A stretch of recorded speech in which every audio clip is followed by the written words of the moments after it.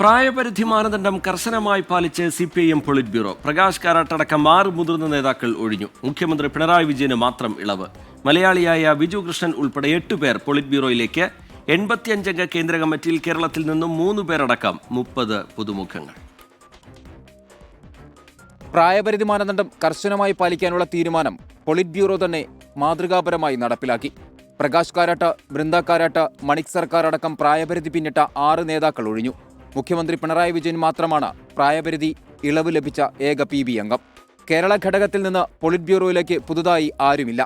മലയാളിയായ central secretariat അംഗം Viju Krishnan, Mariam Dhawale, U Vasuki, R Arunkumar, Jitendra Chaudhary, K Balakrishnan, Amraram, Sreedeep Bhattacharya എന്നീ 8 പേർ 18-അംഗ പൊളിറ്റ് ബ്യൂറോയിലേക്ക് പുതുതായി എത്തി.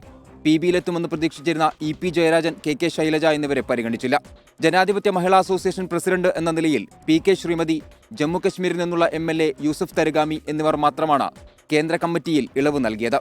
LDF convener TP Ramakrishnan, Puthalath Dineshan, മുൻ ഷൊർണൂർ MLA KS സലീഖ എന്നിവരാണ് കേന്ദ്ര കമ്മിറ്റിയിലേക്ക് കേരളത്തിൽ നിന്ന് തിരഞ്ഞെടുക്കപ്പെട്ടത്. പശ്ചിമബംഗാൾ DYFI general secretary Meenakshi Mukherjee അടക്കം യുവ നേതാക്കൾക്ക് ഇത്തവണ CCയിൽ അവസരം നൽകി. കേരളത്തിൽ നിന്ന് കേന്ദ്ര കമ്മിറ്റിയിലേക്ക് എത്തുമെന്ന് പ്രതീക്ഷിച്ചിരുന്ന സംസ്ഥാന മന്ത്രിമാരായ PA മുഹമ്മദ് റിയാസ്, MB രാജേഷ് എന്നിവർക്ക് ഇടം ലഭിച്ചില്ല. പ്രായപരിധി നിബന്ധനയിൽ ഇത്തവണ പദവിയൊഴിഞ്ഞ പ്രകാശ് കാരാട്ട്, ബൃന്ദ കാരാട്ട്, മണിക് സർക്കാർ, സുഭാഷിണി അലി എന്നിവരെയും നേരത്തെ പുറത്തുപോയ S Ramachandran Pillai, women boss എന്നിവരെയും കേന്ദ്ര കമ്മിറ്റി പ്രത്യേക ക്ഷണിതാക്കളാക്കി. പ്രായപരിധി മാനദണ്ഡം പരമാവധി പാലിച്ച് യുവാക്കൾക്ക് കൂടുതൽ അവസരം നൽകുന്നതാണ് CPIMന്റെ പോളിറ്റ് ബ്യൂറോയും കേന്ദ്ര കമ്മിറ്റിയും.